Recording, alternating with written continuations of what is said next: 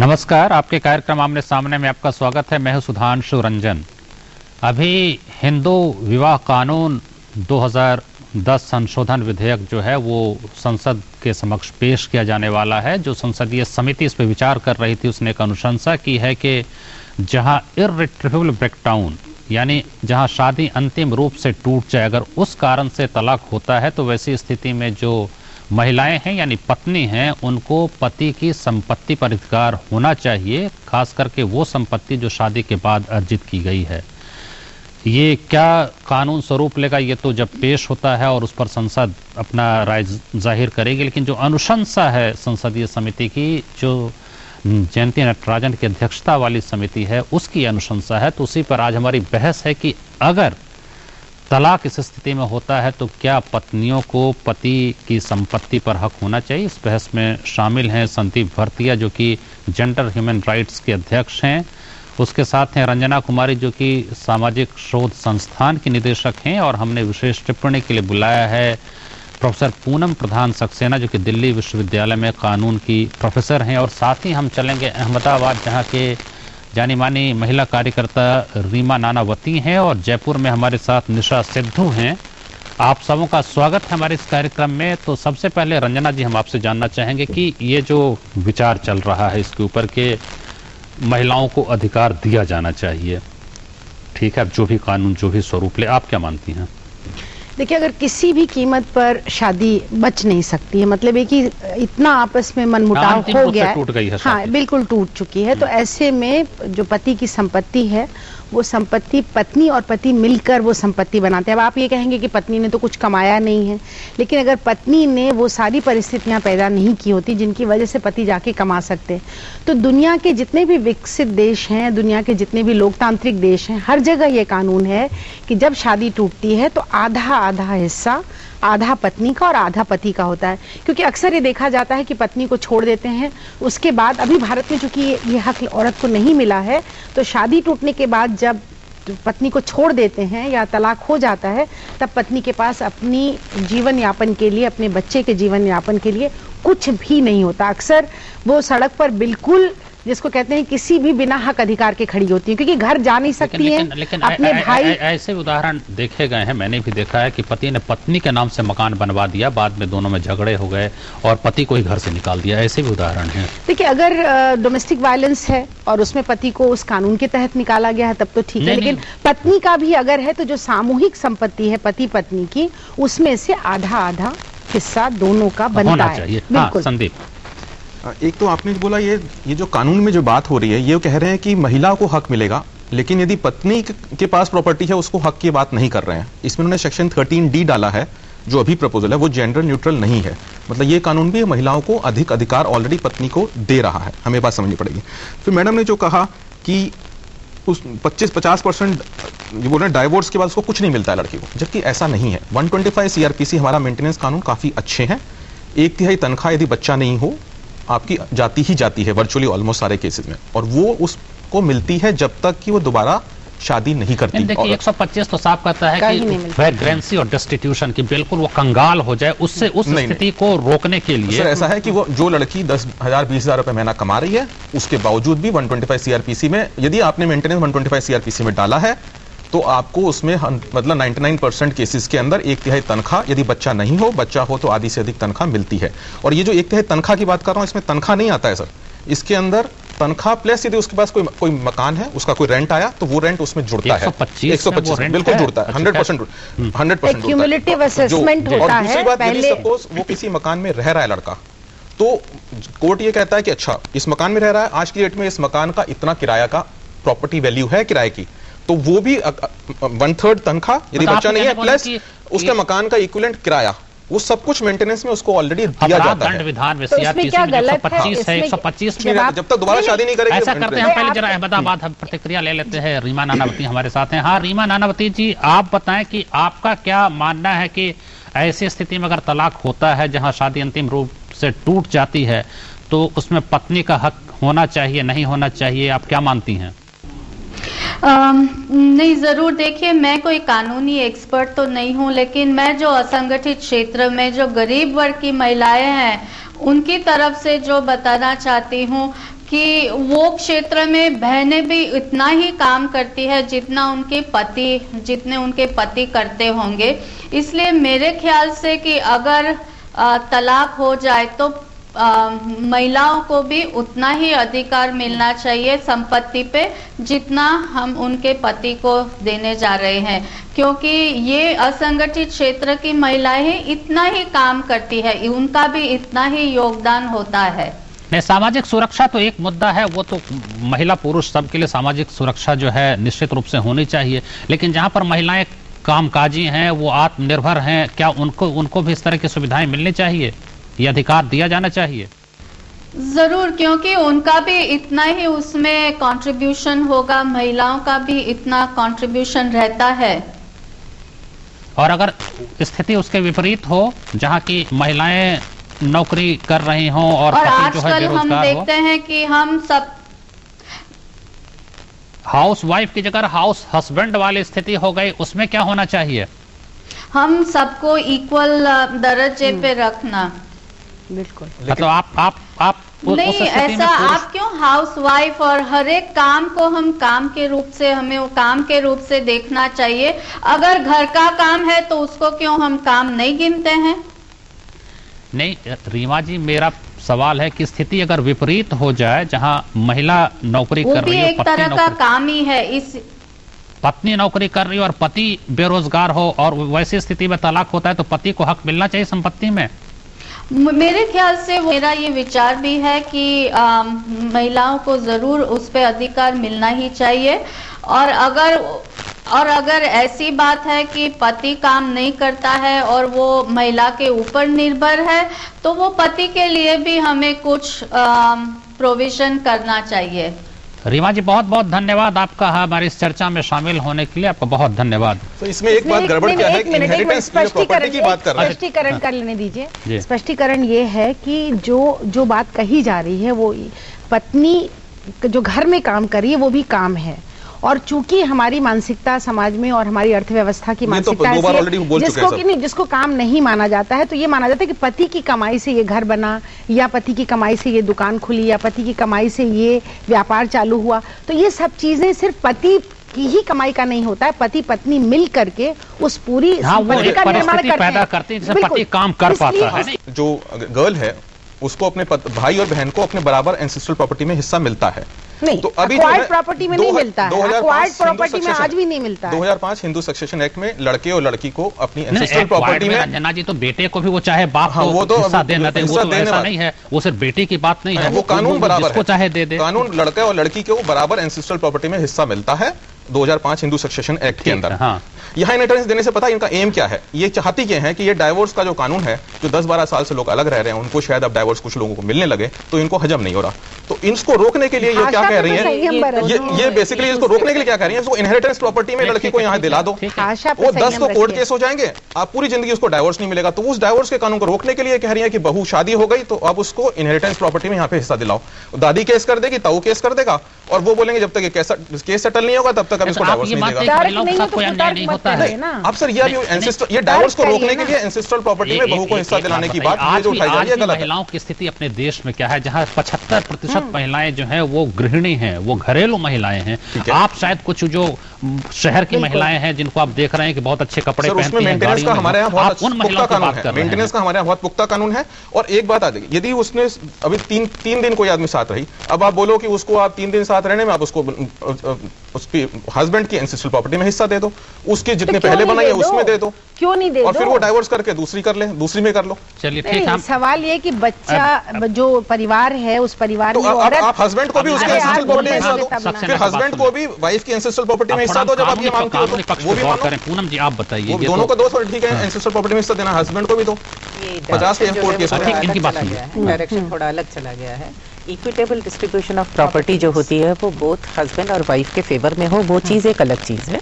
अगर इसको हम इस तरह से कहते हैं कि सिर्फ वाइफ को ही प्रॉपर्टी मिलनी चाहिए क्योंकि वो होम मेकर है और उसकी एफर्ट से ही हस्बैंड जो है वो बाहर जाके कमा सकता है, इसमें एक बेसिक फ्लॉ है।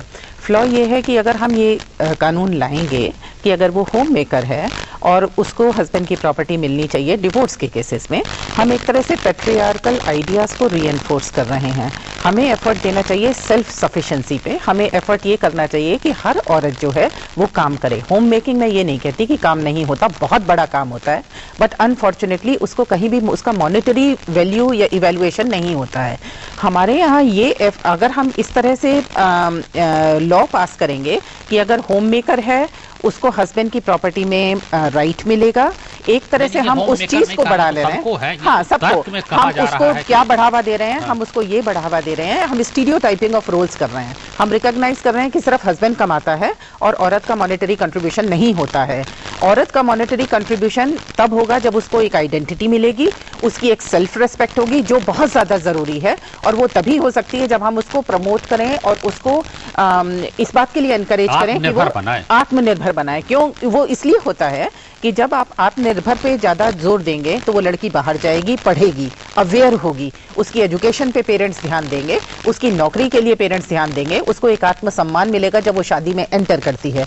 अगर आप सिर्फ ये कानून बना दें कि चाहे उसकी कोई स्टेज है, चाहे उसकी कोई एजुकेशनल क्वालिफिकेशन है, उसकी शादी हो गई, उसके लिए इकोनॉमिक सिक्योरिटी आपने इस तरह से प्रोवाइड कर दी, आई एम टेलिंग यू कि होगा क्या कि उसकी पढ़ाई की तरफ ध्यान नहीं दिया जाएगा, उसको डोमेस्टिक अफेयर्स में तो दक्ष बना दिया जाएगा, लेकिन जो नेशनल बिल्डिंग प्रोसेस डेवलपमेंट में उसको एक शेयर करना है वो नहीं होगा। औरतों के लिए और आदमियों के लिए, दोनों के लिए इंडिया में बहुत जरूरी है कि हम इक्वल कंट्रीब्यूशन करें in the process of national building, और इक्वल टैलेंटेड लड़कियां जो होती हैं उनकी तरफ ध्यान देने की जरूरत है, उनको सेल्फ सफिशिएंट बनाने की जरूरत है, ना कि उनको क्रचेस देने के लिए। आप ये कैसे कहते हैं, अगर किसी को आर्थिक रूप से थोड़ा अगर सशक्त बना दिया जाए, हाँ। इसका ये मतलब थोड़ी है कि उनकी शिक्षा जो है या उनकी प्रतिभा को आगे बढ़ाने में जो है सो परिवार ध्यान नहीं देगा। एक तो ये है कि अगर स्थिति ऐसी हो जाती है जहां महिलाएं बिल्कुल लाचार हैं, तो एक कानून जो है सुरक्षा प्रदान कर रहा है। हाँ, मैं आपको एक एग्जांपल देती हूँ। नहीं, मैं आपको एक एग्जांपल देती हूँ। एक मेंटेनेंस कानून में सब कुछ मेंटेनेंस की बात नहीं है, शादी टूटने के बाद थोड़ी आपको खुद ही जानकारी, डाइवोर्स के कानून के अंदर अभी ये लोग कर क्या रहे हैं, डाइवोर्स कानून को रोकना है तो आप उसमें मेंटेनेंस का क्लॉज डाल रहे हो। अभी आपको मेंटेनेंस इतना हमारा बड़ा कानून है मेंटेनेंस का, 3 मेंटेनेंस कानून पैरेलल में चलते हैं। आप मेंटेनेंस कानून को चेंज करो। असल में ये बात जो है इनको जानकारी ये नहीं है कि डाइवोर्स के बाद मेंटेनेंस नहीं मिलता है जब तक वो लड़की दोबारा शादी नहीं कर ले उतना ही मेंटेनेंस मिलता है। ऐसा है ना, जब एक बार ऐसा है ना, आप थोड़ी सी जानकारी की कमी से अपनी तर्क से कुतर्क मत करिए ना, तर्क करिए। तर्क ये है कि आज कानून और जो विषय डाइवोर्स के बाद मेंटेनेंस 125 मिलता है। आप वकील हैं, आप वकील हैं, मैंने 125 कई बार पढ़ा। हाँ, पढ़ा है ना, कोर्ट में जाके आपने किया नहीं ना, हम लोग तो सुन लीजिए, पहले दूसरे की बात भी सुनिए। सबसे बड़ी बात है शादी नहीं करेंगे मेंटेनेंस मिलेगा। ठीक है, शांत रहिए ना। दूसरी बात हम ये कह रहे हैं कि जो चर्चा चल रही है अभी का विषय जो है, कॉन्टेक्स्ट एक कानून बन रहा है।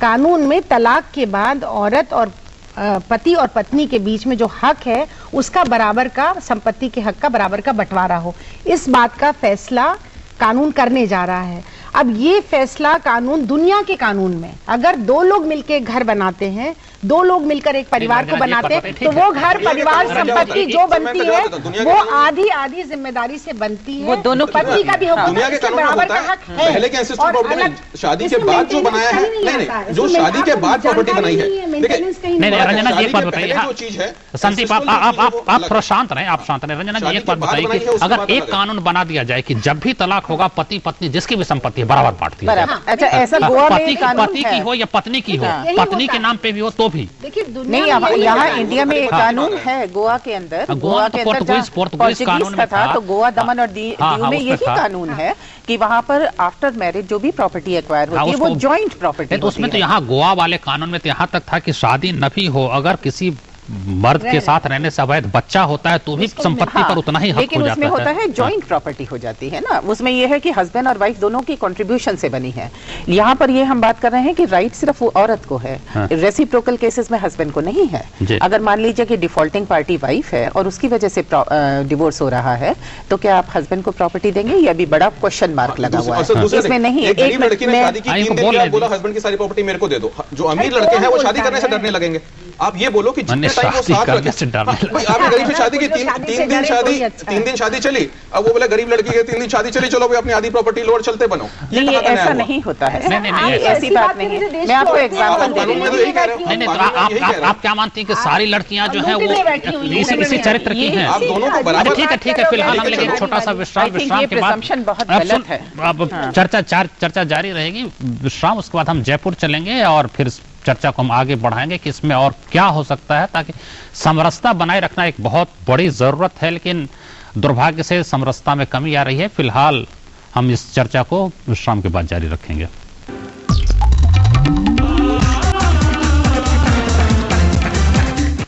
नमस्कार, अंतराल के बाद फिर से आपका स्वागत है इस कार्यक्रम में। अब हम सुनेंगे एक ऐसे पति की प्रतिक्रिया जिनका कहना है कि उनकी पत्नी ने 3 शादियां की थी। हाँ योगेश, आप बताएं कि आपकी क्या शिकायत है और आप जो मुकदमा लड़ रहे हैं वो किस आधार पर लड़ रहे हैं, क्या कहना है आपको? जी, मेरा नाम योगेश है। मेरी वाइफ ने मुझसे अनमैरिड बता के शादी की थी, जिसका मेरे पास ये प्रूफ है। और उसका पहला हस्बैंड ये, जिसका मैं प्रूफ लाया, दूसरा ये, और तीसरा मैं। अगर आज मुझे तलाक मिलता है, क्या मुझे अपनी बीवी को अपनी प्रॉपर्टी देनी पड़ेगी?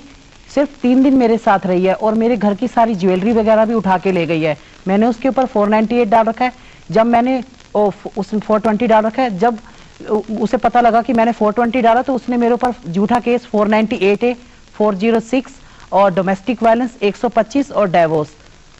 अब क्या वो मेरी प्रॉपर्टी ले सकती है, जबकि उसके दिल्ली में ऑलरेडी 3 मकान है? अगर मैं तलाक लेता हूँ, क्या वो मुझे भी उसका मकान मिलेगा? सिर्फ 3 दिन में क्यों भाग गई आपके साथ रहने के बाद? जी, उनका धंधा ही यही है कि जगह जगह शादी करना और पैसे ऐंठना। ये तो आपका आरोप है ना, कोई वजह तो रही होगी कि 3 ही दिन के बाद आपसे 3 ही दिन में स्थिति इतनी जो है वो बर्दाश्त के बाहर हो गई। जी, मैंने तो काफी कोशिश की कि मेरा घर बसे, क्योंकि मैं तो 2 महीने, शादी के 2 महीने बाद मैंने केस डाला। मैं तो उसके घर में रखने की करवा चौथ 17 अक्टूबर 2008 को करवा चौथ था, तब भी मैं उसकी लेने गया था। लेकिन जब उनके पास सारी ज्वेलरी चली गई तो उसकी मदर ने कहा कि अब जो भी बात होगी हम महिला समिति में करेंगे। मैंने कहा ये महिला समिति जाएंगे, उससे पहले क्यों ना मैं केस कर दूं। फिर मैं कोर्ट गया और मैंने केस किया नल एंड वाइड और 420। उन्होंने वुमेन सेल में मेरे ऊपर कृष्णा नगर में 498 डाल दिया। ठीक है योगेश, आपका बहुत बहुत धन्यवाद। और हम चलते हैं जयपुर, जहां की निशा सिद्धू हमारा इंतजार कर रहे हैं, वो जो भारतीय महिला फेडरेशन की राजस्थान शाखा की सचिव हैं। हाँ निशा सिद्धू जी, आप बताएं, आप पूरी चर्चा सुन रही हैं, आपका क्या विचार है? नमस्कार जी, मैं जयपुर से बैठी सारा आपका सुन रही हूँ डिस्कशन, और मुझे लगता है कि तलाकशुदा महिलाएं पूरी तरह से कानूनन हकदार हैं। जब पति के पास तलाक के बाद सारी संपत्ति रह सकती है तो पत्नी को उसका हिस्सा क्यों नहीं मिलना चाहिए? और दूसरा, जिन कानूनों की हम लोग बात कर रहे हैं, चाहे 498 हो, चाहे डोमेस्टिक वायलेंस एक्ट हो, और उसमें भी कितना कि इंटरिम के नाम पे महिलाओं को फायदा मिलता है। पति लोग अपील में चले जाते हैं, पिछले 4-5 साल के हमारे अनुभव ये कहते हैं, और वो लंबे समय तक कोर्ट में लटकते रहते हैं और उनको कोई अंतरिम भरण पोषण नहीं मिलता है। तो इसलिए संपत्ति में हिस्सा लेना तलाकशुदा महिलाओं को कानूनन हक मिलना ही चाहिए इसका। लेकिन निशा जी, आप क्या मानती हैं? एक विचार ये भी है कि बराबर बांट दो, चाहे पति का हो या पत्नी का हो, जिसके पास भी संपत्ति है वो बराबर बट जाए। अगर तलाक हो ही जाता है तो क्या पत्नी की संपत्ति भी मिलनी चाहिए पति को? देखिए, महिलाओं को आत्मनिर्भर बनाने की बात चल रही थी, और आत्मनिर्भर वो बने, वो शिक्षित हों, लेकिन जब बेटे को बराबर हक मिलता है तो बेटी को क्यों नहीं, और तलाक होने के बाद पत्नी को क्यों नहीं? हमारा तो ये सवाल है। बड़े अफसोस की बात है, कोई भी ये कहने को भी कह भी नहीं रही कि भैया कि हस्बैंड को भी अधिकार मिलना चाहिए। आप सुन लीजिए। हाँ नहीं, ठीक है। हस्बैंड को अधिकार की मैं बात नहीं कर रही हूँ, मैं पत्नी की बात कर रही हूँ।